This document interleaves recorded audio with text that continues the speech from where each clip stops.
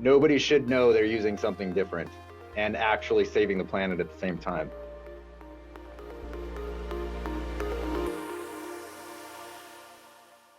Greetings, Earthlings, and welcome back to Earthlings 2.0, the show where we imagine how we can be better versions of ourselves and build a collective future we actually want to live in. Today, our focus is how we can address the housing crisis and build all the various types of buildings that we need for a future population globally without going into the red in terms of our carbon budget. Now, you might be thinking, if we build houses and commercial buildings with wood and sequester that carbon, as well as grow more trees and use sustainable forestry practices and replacing the ones we cut down in a sustainable way, then that would be good for our collective carbon footprint. And that might be correct if we're talking about replacing tall buildings made of concrete and steel, which are very carbon intensive, and instead using something like cross laminated timber.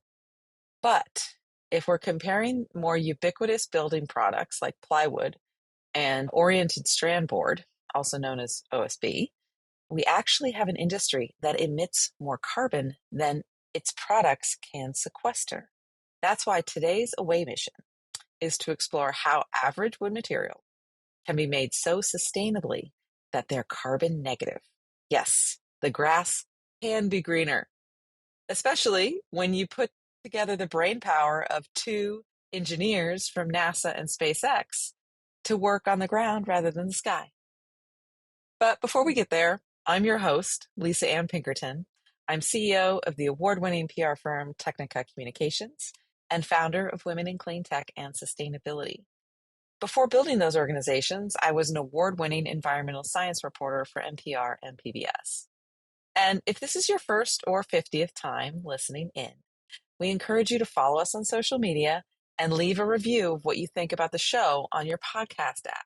So the next time you go to your app to listen to our show or another one, before you hit play, go to that podcast and give it a rating. In fact, give every podcast that you listen to a rating. It really helps these shows find new listeners. It is the gift that you can give as an average person without very much effort at all on your part. Like it takes 30 seconds. Do you got 30 seconds? I bet you got 30 seconds. So please do that for us and other shows that you listen to.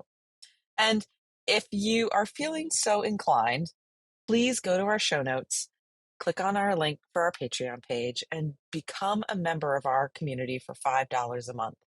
$5 a month. It's so little. You'll never miss it from your bank account.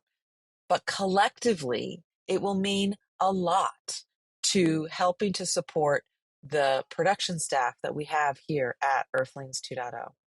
They're all amazing people. And thank you to Resource Labs for having us on the network. Now, on past shows, we've talked about things like how the electrical grid hasn't really changed since electricity was invented nearly 140 years ago, and general wood materials that are used for sheathing buildings and for roofing suffer a similar fate. So when you think about OSB and plywood, since their invention in the 20th century, these products haven't really changed very much. And they were great solutions to serious problems that faced the construction industry at that time. And, there was higher demand for building materials and there were smaller trees. And so OSB and plywood became a thing. And then we all bought IKEA furniture. And, well, some of us can understand what happened there. But, these wood products, they're made from a variety of hard and soft woods. For OSB, there's these small size wafers, or for plywood, they're veneer sheets, and they're all bound together with various resins and wax and other additives, right, to make a board of wood. Now, today, we have similar issues surrounding supply of these materials and the need to build 35 million new homes annually by 2030 for our global population that we're expecting by then. That's 3 billion Earthlings, if you're curious. And we have an added challenge of fighting climate change and reducing our carbon emissions. Yes, it can feel like we're playing life on hard mode. But our guests today took a step back and looked at this problem from a completely different angle. They are the co-founders and co-CEOs of the North Carolina startup Planted, Haude and Nathan Silvernail. They both have extensive engineering backgrounds with work at SpaceX and NASA.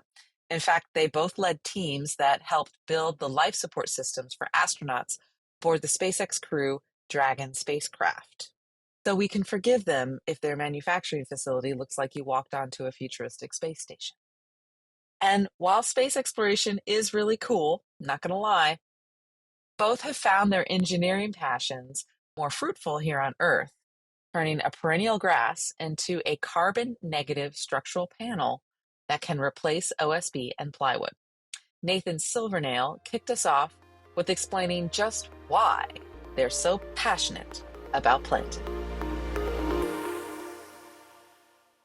The whole point of this is to basically show civilization that it's possible for human beings to live and develop future society without the dependence on trees, and by living in this, the bounds of what the ecosystem has provided us. So we've taken that question and built a product that basically directly replaces everything that we use today, but in an actual sustainable way. So it's the first carbon negative, non-tree based wood that you can build homes, commercial buildings, your tool shed, even used for your arts and crafts out in the backyard. What does it look like? Well, it's right behind Wada right now. Oh, yeah, there you go.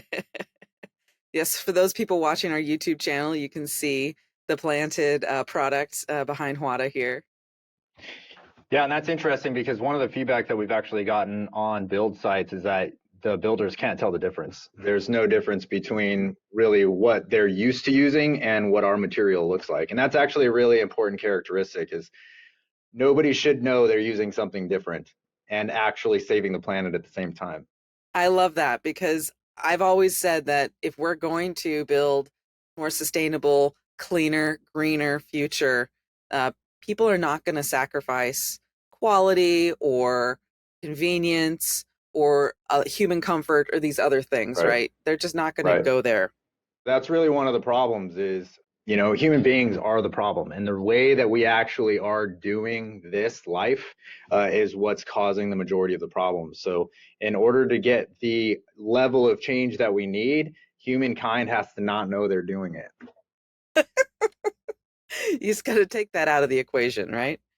Exactly. Yeah. You provide them with a solution that doesn't alter their life at all. It's costs the same, performs better. It's 83% carbon negative. It's a win-win. Well, especially when you're looking at an industry that's pretty conservative. The building standards are decided 5 years in advance. And you've got people who just want to be able to rinse and repeat whatever it is they're building to build as fast as they can. You don't want to have to ask them to change anything about their process or design to adopt a new material. Well, not just that, but our society is kind of wrapped around those processes that are already developed. So the act of changing it would be so complicated that you'd really get nowhere. So the introduction of a material that solves the problem without any of it needing to change was really the key. Well, so tell me a little bit more about the Planted structural panels and how you're making them carbon negative. It starts from the ground, really. It starts from the grass itself. I mean, we like to say find the most aggressive, most carbon positive, essentially, biomass, which is not a tree, as we've discovered. We started with all sorts of different biomass inputs, agricultural waste, bamboo even. And we found a really well-growing, very fast-growing perennial grass here that solves a lot of those problems on the carbon side. And really, the grass does all of the work in terms of capturing carbon and turning it into a solid. What we do then is to minimize the amount of energy, diesel, fuel, fertilizer we need to put into the grass and into the process in order to turn it into something that someone actually wants at the end of the day. And so when we say it's 83% carbon at the outlet of the production facility, we're counting all the way from the grass going into the ground it growing up, us harvesting it, putting it on a truck, bringing it into this facility, processing it into raw material or finished goods, and then shipping it out. And Nathan, how do you do that reporting and tracking of the carbon that you're sequestering in these panels? So right off the bat, a lot of it has to do with different analysis that we've done in the beginning. And then what we do is we optimize our technology and manufacturing processes specifically to utilize electricity that we can control the inputs of. And then it's really just a carbon accounting after that. So for the most part, the inputs are very simple. There's a huge amount of analysis that goes into the supply chain, the logistics, the farming operations, the manufacturing processes, and all of that. And then we basically just account for the source of electricity, the sources of the various production of the different consumables that we have, and go from there. Tell me a little bit more about this grass. How did you discover it, and how did you pick it for the purpose of your structural panels? That's a great question. I'll preface this by saying it's not just the biomass that's very important. As Haude alluded to, the biomass does the majority of the work for the carbon sequestration aspect of the product. However, we live in a capitalized world, and so certain aspects of it that really stand out from other biomasses, how easily is it to process? How easy is it to turn into the final product? So there's the unit economics of it all at the same time. Can I sell this product for more than it cost me to create? And 99.9% of the time, the answer was no.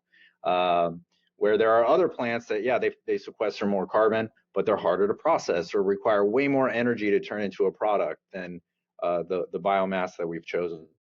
And I assume water also plays into that as well. You don't want something that's going to require too much water.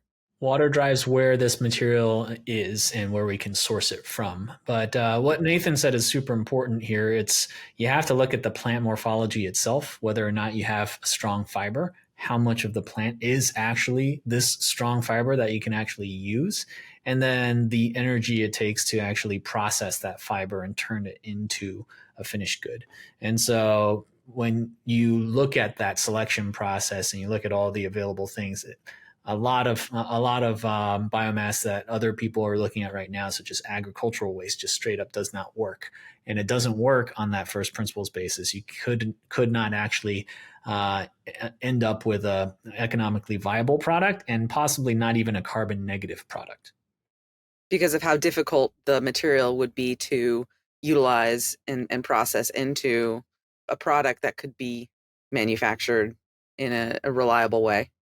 That's one aspect of it. Another aspect is whether or not you're putting more energy and carbon into growing the crop in the first place, whether it's an annual crop or a perennial crop. If you have to go in year after year and plant seed and harvest, that whole cycle, that whole carbon cycle is really not very carbon negative. It's actually quite emitting.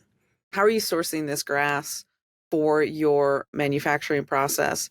Are you working with local farmers? Is it growing locally? Is it growing, some distance away? Can you give us an illustration of that?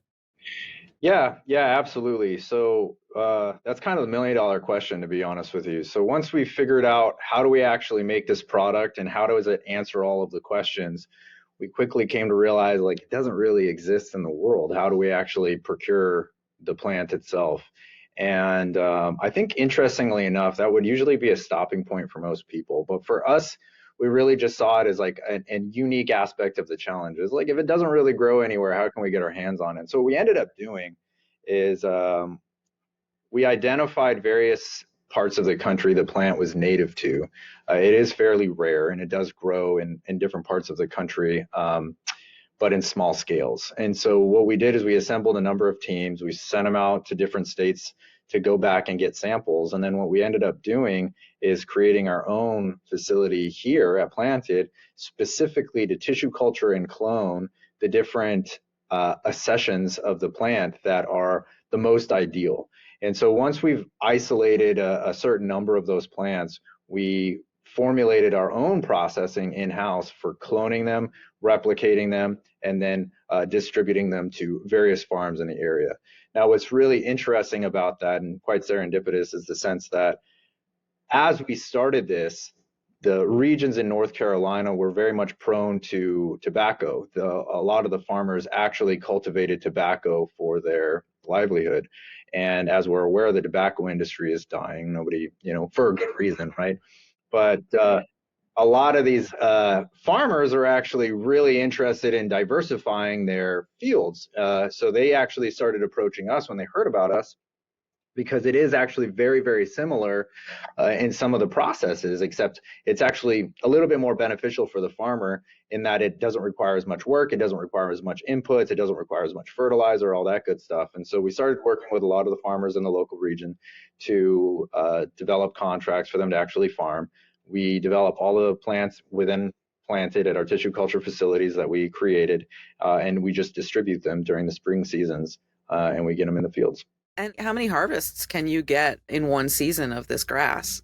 That's a great question. It's actually pretty dependent on where you are. So there's various growing seasons, or I'm sorry, various growing elevations. So here in North Carolina, it's a little hit and miss, depends really on how much rainfall we get, but you can get anywhere between 1 and 2 per year.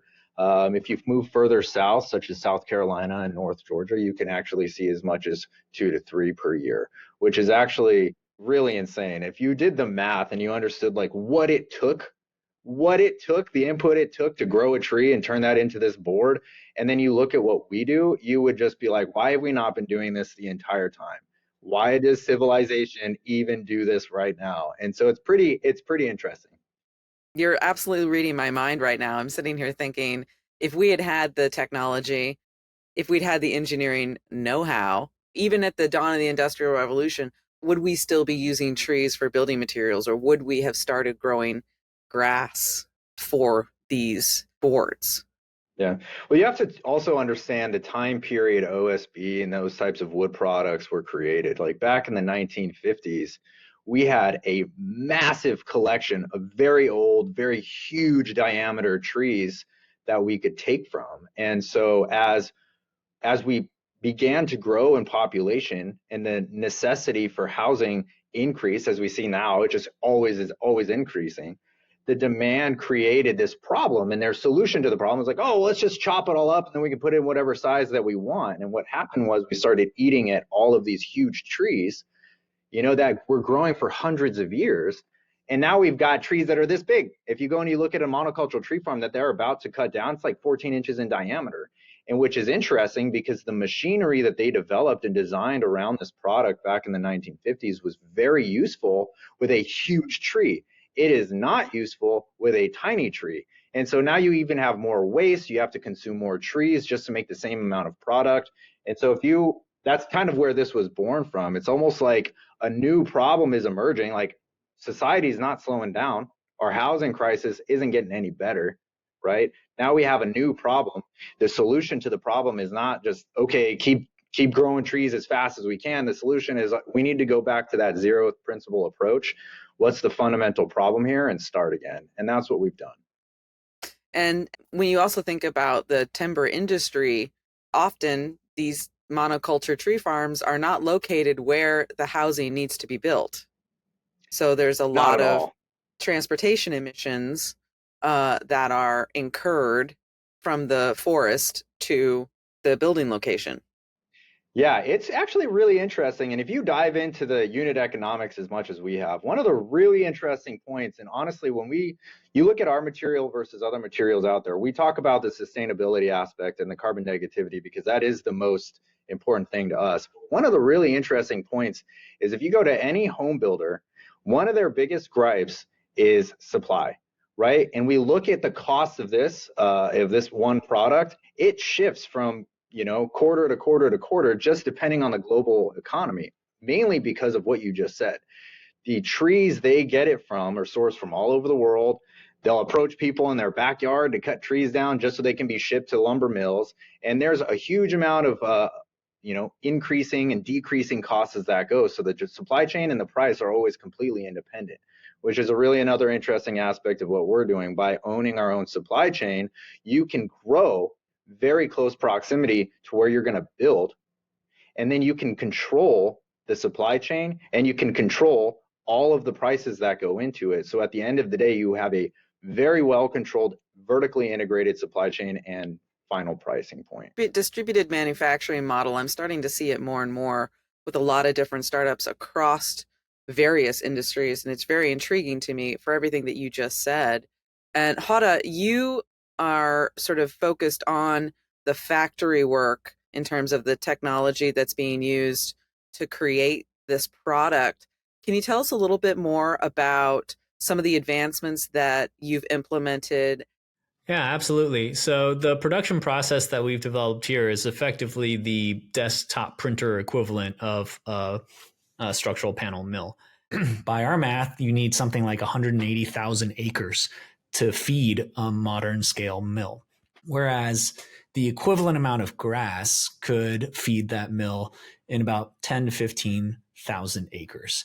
And so when you look at that, you'd save so much in just diesel fuel and shipping of raw material from the fields to our facility. And then when you factor in additionally smaller, more modular facilities, 100% electric production processes, and just a more streamlined manufacturing process, then you can capitalize on all the additional carbon savings on top. We don't have any steam generators. We don't burn biomass. You won't see smokestacks coming out of our factories. It's basically that plug-in, electric toaster, if you will, that just prints material for you. And really quick to that point, one of the biggest points there is anytime we talk about the mill being electric, everybody kind of just points to the fact that electrical energy generation is in fact one of the largest problems for greenhouse gas emissions. It's really, really important to note that our math, our carbon sequestration numbers are what they are at today's emissions for electrical energy generation. So as we get better in the country or the world, hopefully, gets better at generating electricity, our numbers are just going to get better and better and better, but they are truly gratuitously carbon negative today. It's important to make the comment that we're just getting started. So right now, in order for us to really help make the dent in climate change and global emissions that we want to, we have to begin. We can't afford to wait until we can afford, solar farms and all that good stuff. Absolutely. One day we are going to have entire cities being built with this material right around our factories that are totally green as far as how we generate that electricity. But if we wait at all, then we're just going to do ourselves even more of a disservice. So that's just where things stand currently. I can understand that you have to start somewhere. And as a startup, you don't want to overburden your balance sheet with investments that are not core to the work that you're doing in the product creation so that you can generate the revenue and build the customer base you're looking to build. Speaking of customers, who are some of your customers right now? Can you tell us a little bit about how this product is being used? One customer that we can announce publicly is D.R. Horton, the largest home builder in America, is partnered with us and has been for the last couple of years. We built a model home with them in Durham County last year out of the product that we made in Durham last year. So that was super interesting and demonstrated everything in terms of being able to get through certification, cutting it, nailing it, installing it on a job site, actually throwing it on a 2-story roof. That was super exciting. And now we're scaling up this production facility in Oxford that will supply all of D.R. Horton's roof decking and wall sheathing in the area. We're running to go as quickly as we can to get the facility up and certified again. But in the future, we have aspirations to go and partner with all customers looking to build anything that's carbon negative. So we're having a lot of conversations right now in, say, other industries, architects, structural engineers, and the furniture industry. It's a matter of, okay, what problem are we solving? And what pain points from the customer can we really address with this new product technology? Yeah, and it's also not solely American based as far as the demand we're getting. We're actually getting a lot of interest from overseas.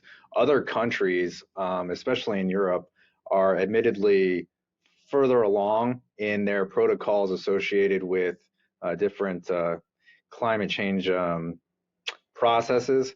And we're getting a lot of inbound interest from them too. So we're racing to the finish line to be able to service all of these guys. What's the production capacity of the facility that you have right now compared to the one that you're working on certifying? Well, the nameplate production capacity off this one machine is 250,000 panels a year. And that's with conservative run times based on maintenance schedules and maintenance cycles.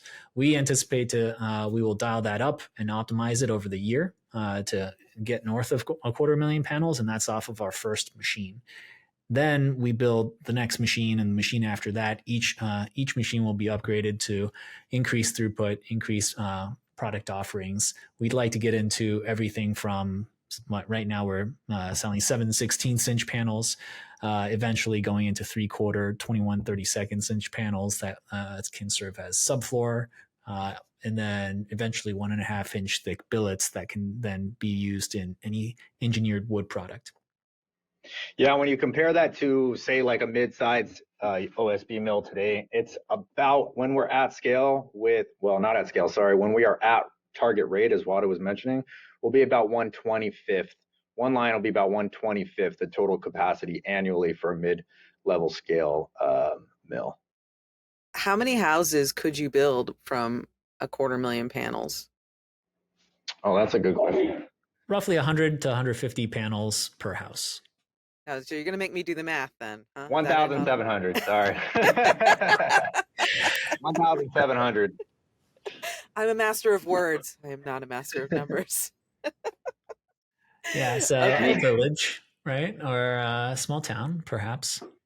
Yeah. So again, one line, which is about 1/25th the production of a mid-level OSB mill, will produce 1,700 houses worth a year in the near term, and then that should double to about 3,400 houses per year as we get to the higher level scale that or higher level rate that Haude was referring to.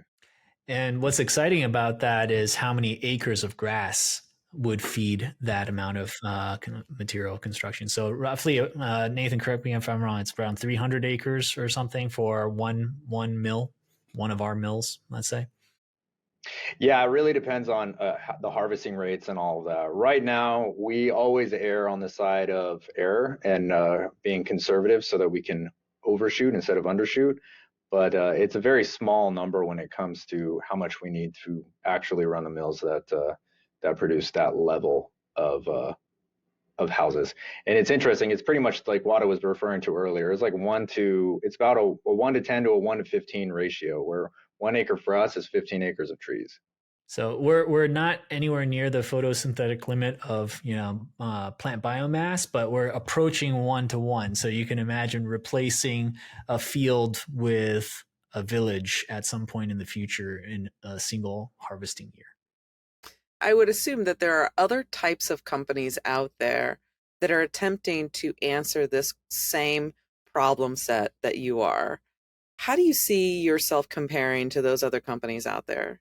So the way we look at it is from the problem statement of how do we get the carbon out and into something as efficiently as possible. And when you look at the problem from that perspective, you have to get involved with the machine design, the logistics, the plant biology, all of it. We don't approach it from the perspective of, oh, I found this plant and I really love it, and therefore everything should be made out of it. I think there are other companies that maybe approach the problem from that perspective, and that's where you run into problems where you run into machine limitations. There's not that many. These machines don't exist in your local hardware store. You can't just go and buy one. It costs quite a bit of capital investment just to set up one of these machines. You can't solve it from the machine perspective alone, because you then need to find the biomass and find a partner to work with you. And so when we stand up this entire supply chain from the ground up, we are able to look at the problem from the perspective of, okay, what are the knobs to actually turn? What are the optimization paths forward, and actually provide this full solution? And I think without looking at the problem from that perspective, it's very easy to miss something and just be caught in a dead, design space where it will never scale because of XYZ things. And what are some of the reactions that you've heard from homeowners and the builders on site using this product? What do they say about it? Right now, it's they can't tell the difference, and it drops in really well. I think from their perspective, it's how quickly can we get it to them. That's the question we always hear right now is, okay, great, when can we take delivery and when can you make it? I can see how it can be pretty difficult to adopt more sustainable building materials if you're struggling just to get building material, period. That's exactly Yeah. right. Yeah, it's an interesting issue. We have American companies where shareholders are really pressing for that sustainability aspect. And so it encourages them to look for a solution, but it does not employ them to like cease operations, as it wouldn't, right? Otherwise, their company would fail naturally. This is a capitalistic state. It's interesting though, in like France, for example, they actually develop consortiums of companies that companies are allowed to choose from. Like if you're going to go build a house, you're only allowed to buy materials from these companies that have been specifically handpicked by the government to meet certain environmental sustainability aspects, and then they can move forward, which they just sort of are rolling out the enforcement of. Here in the United States, though, is it's purely about capitalism.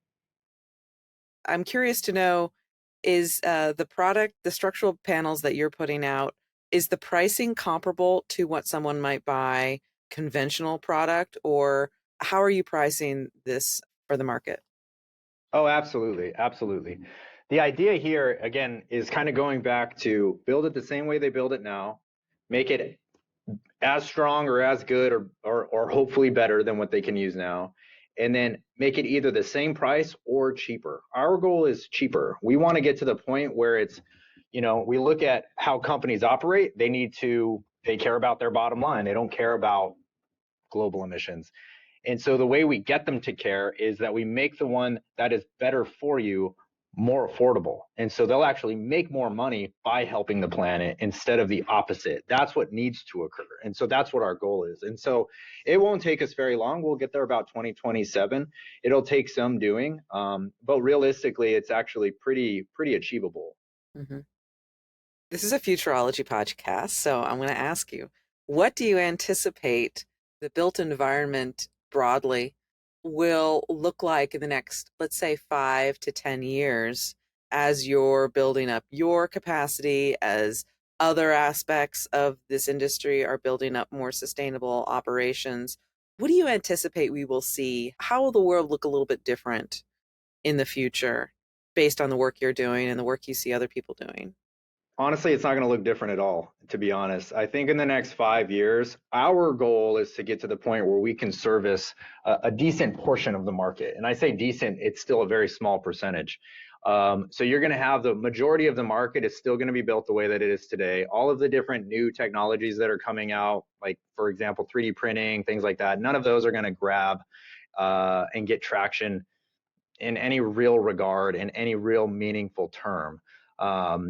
The idea here is that even if we can get to that type of scale, you'll still be seeing everything built the same way that it is. Hopefully we can get there as quickly as possible.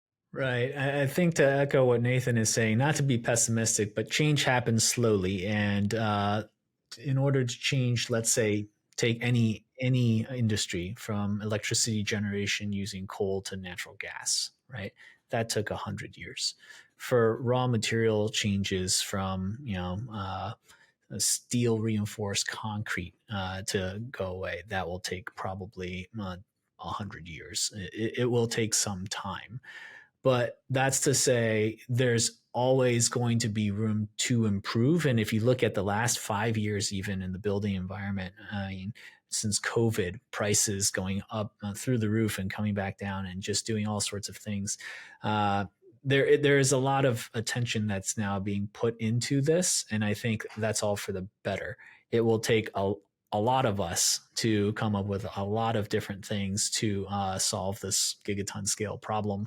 But within the next 5 to 10 years, I would say most optimistically, we would become a nuisance, let's say, to the timber industry. We would start becoming a thorn in their side.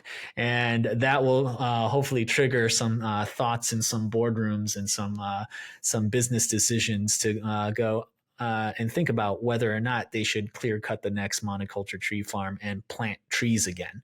I think that would be the ideal winning scenario for planting.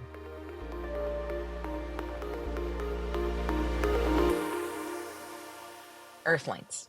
When you start to notice big timber fighting back in similar ways that big oil and some utility companies have against renewables and EVs, or as Haude suggested, clear-cutting monoculture forests and planting diverse trees again, you'll know companies like Planted are making an impact. Until that day comes, we're going to keep our sensors pointed at the startup and look for their materials to show up in a lumberyard near you. Our faith in humanity is restored this week by Erica Hart and her father, who gave her her first drone. In fact, this anonymous papa was the inspiration for what has made Erica famous around the UK and Scotland. When a local dog went missing in their town, he suggested she use her drone to find it, which she did. And since that time, she has used thermal imaging on her drones. She's been through 33 at this point, to reunite 330 dogs with their guardians. I do everything for the love of dogs, she said. Imagine not seeing your mom for 10 years and then seeing her all of a sudden. It's that feeling. It just goes to show that the smallest gift can turn into an avenue for touching countless lives, depending on how you use it, on this beautiful blue-green space flower that we call home.